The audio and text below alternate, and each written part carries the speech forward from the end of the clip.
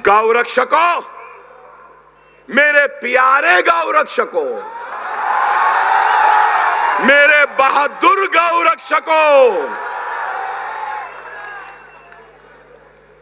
Beef है कह के मारे, बीफ है कह के तुम टोपी को गिरा दिए, बीफ है कह के दाढ़ी काटे, बीफ है कह के झाड़ को बांध कर बीफ कह के मारते हो, पीटते हो, लोचते हो। मैं उनसे पूछना चाहता हूं, मैं उनसे पूछना चाहता हूं, खराब दिखेगा, गौ रक्षक है ना, है ना गौ रक्षक, जो गौ माता की रक्षा करते हैं, करना चाहिए। हिंदू मजहब में गौ को माता कहा जाता है और उसका कोई रक्षक है तो अच्छा है, गलत बात नहीं है, नहीं है। मगर उन गौ माता के रखवालों से, गौ रक्षकों से मेरा सवाल है। दुनिया के चौथे नंबर पर जो बीफ एक्सपोर्ट करता है उस मुल्क का नाम इंडिया है, भारत है, हिंदुस्तान है। भाई सालाना 25,000 करोड़ का बीफ इंडिया से एक्सपोर्ट होता है। गौ रक्षकों, गौ माता के रखवालों, मेरा तुमसे सवाल है, बीफ एक्सपोर्टर से इलेक्टोरल बॉन्ड, मतलब बीजेपी, मोदी, योगी, अमित शाह ने इलेक्टोरल बॉन्ड में बीफ एक्सपोर्टर से करीब 500, शायद 500 करोड़ का चंदा लिया। गौ रक्षकों, मेरे प्यारे गौ रक्षकों, मेरे बहादुर गौ रक्षकों, बीफ है कह के मारे, बीफ है कह के तुम टोपी को गिरा दिए, बीफ है कह के दाढ़ी काटे, बीफ है कह के झाड़ को बांध कर पीट दिए। अब मैं आपसे पूछना चाहता हूं, बीफ एक्सपोर्टर से बीजेपी, मोदी, योगी, शाह, ये जो पैसे लिए, अब इनके साथ आप क्या करने वाले हैं?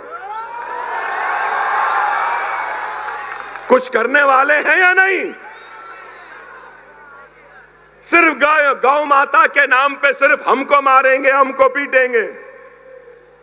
अरे आपकी जिम्मेदारी है कि ये एक्सपोर्ट को रोकें, आपकी जिम्मेदारी है कि इन एक्सपोर्टर से चंदा लेने वालों के खिलाफ आप उठ जाएं। और मैं उम्मीद करता हूं, अगर गौ माता के सही रखवाले हैं, रक्षक हैं, तो ये लोग आएंगे, मेरे साथ खड़े हो जाएंगे और मोदी से और अमित शाह से, बीजेपी से लड़ेंगे। लड़िए। क्या मेरी बात गलत है? अरे यही है मेरे भाई। अब हम ये बात करते हैं तो हम भड़काऊ भाईजान हो जाते हैं। देश की खुशहाली की बात करना भड़काऊ है? देश की तरक्की की बात करना क्या भड़काऊ है? देश के किसानों की बात करना क्या भड़काऊ है? देश की मां और बहन के रेप की बात करना, उसको रोकने का मुतालबा करना क्या भड़काऊ है? देश में पानी नहीं है, पानी दो कहना क्या भड़काऊ है? देश में नौकरियां नहीं है, नौकरियां दो कह रहा हूं क्या भड़काऊ है? क्या महंगाई देश की कम करो कहना भड़काऊ है?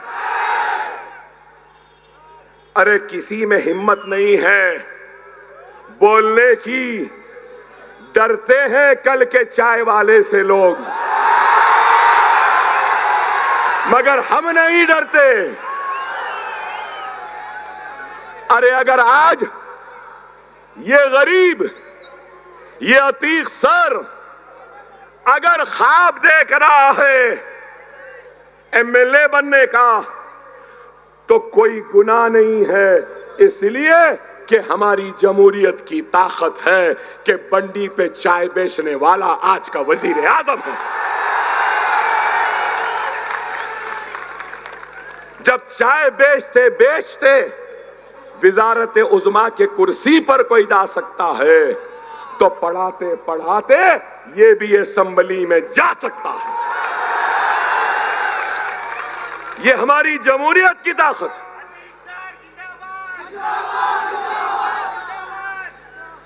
और अगर मैंने अभी चाय की बात की या चाय वाले की बात की तो भाई मुझे तो नहीं मालूम था, मुझे तो मालूम भी नहीं था कि मिस्टर मोदी चाय बनाते थे, चाय बेचते थे,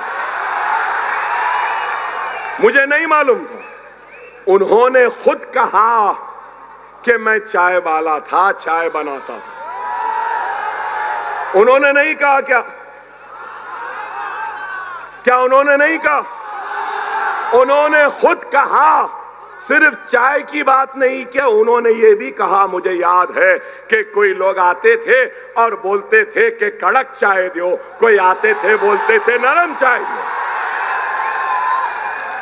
ये भी उन्होंने ही कहा, मैं नहीं कहा।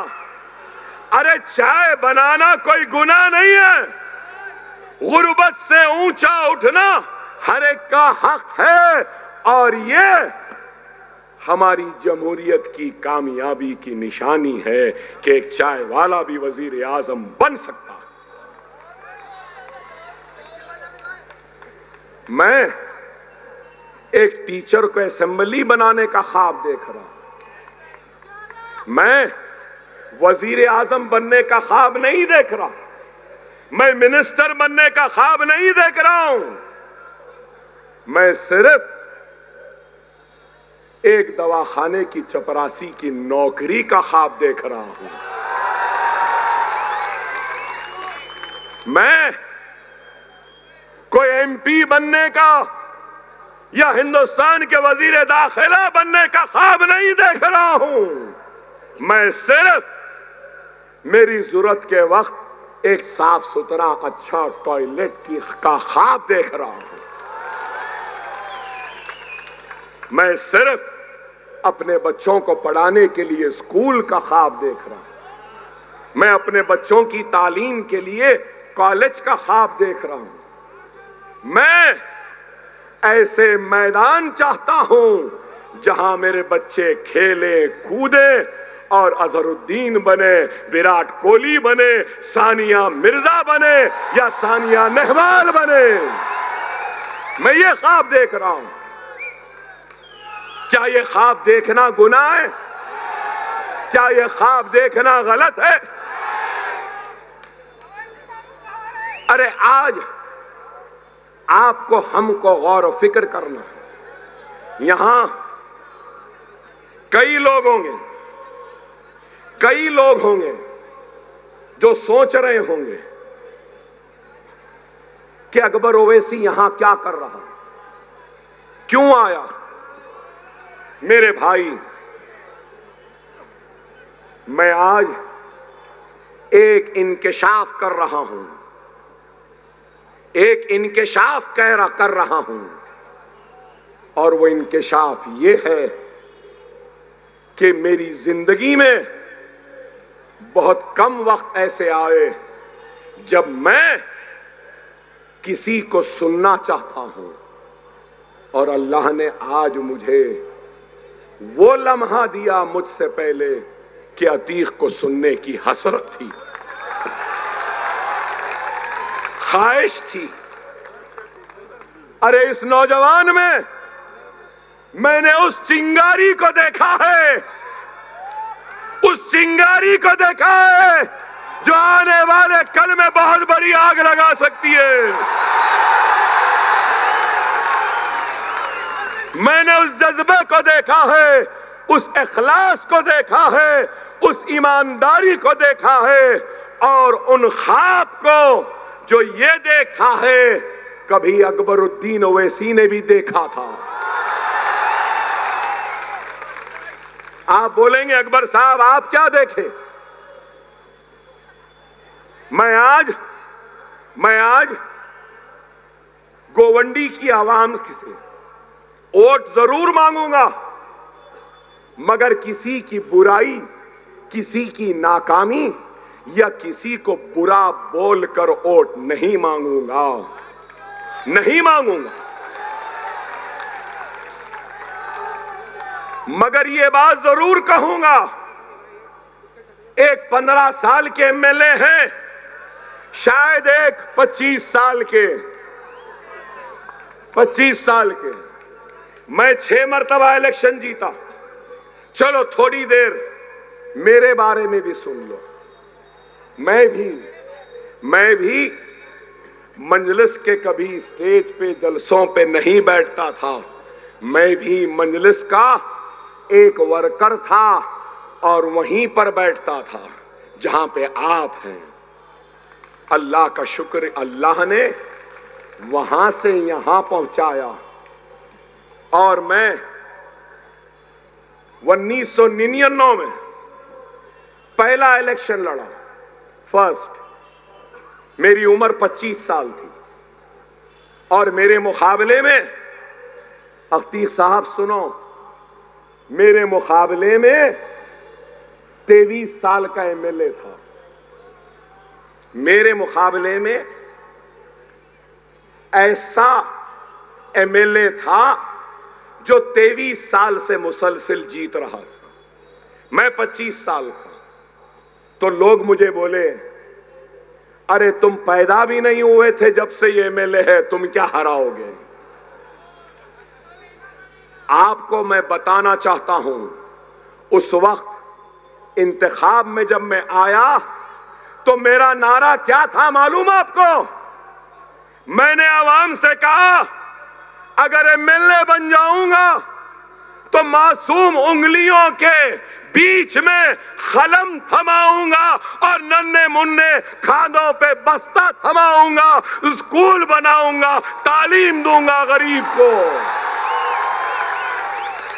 मैंने वादा किया कि अगर एमएलए बन जाऊंगा तो 200 यतीम बच्चियों की शादियां करवाऊंगा।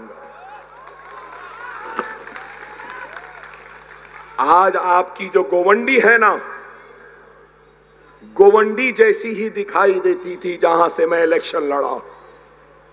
गधे लौटते थे, खच्चर लौटते थे, बद जानवर लौटते थे और वहां पे खुली मोरियां, गंदगी थी। अल्हम्दुलिल्लाह पहला स्कूल बनाया तो कैसे बनाया मालूम? 25 बरस का मेरे पास भी पैसा नहीं था, तो एमएलए की जो हर महीने की तनख्वाह आती थी ना, 5 साल की तनख्वाह को जमा कर कर एक स्कूल बनाया।